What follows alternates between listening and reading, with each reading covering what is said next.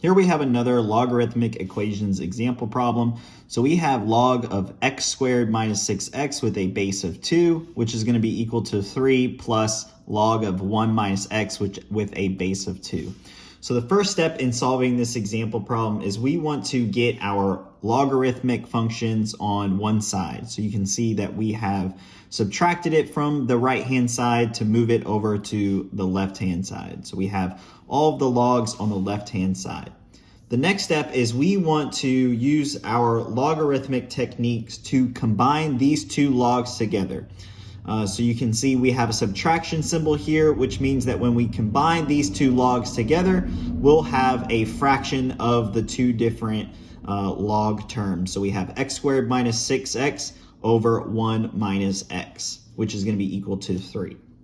The next step is we want to use this equation y is equal to log of x with a base b in order to solve this. So we know that the base raised to the y power will equal x.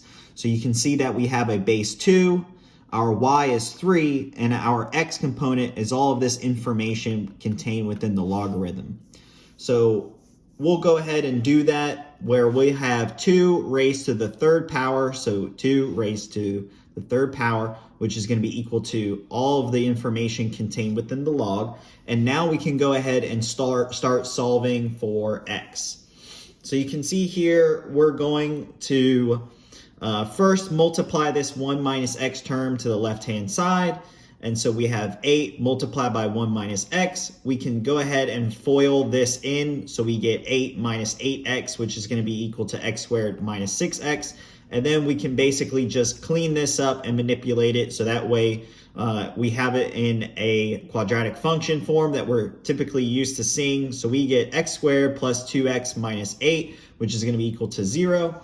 And so our x's will be equal to -4 as well as 2. The last step in solving this example problem is we want to check our solutions. So when we check for logarithms, we want to make sure that is a positive value contained within the logarithm. When we plug in -4, we get positive values, or we get a positive term contained within the logarithm, and so we know that this x is equal to -4 is a solution.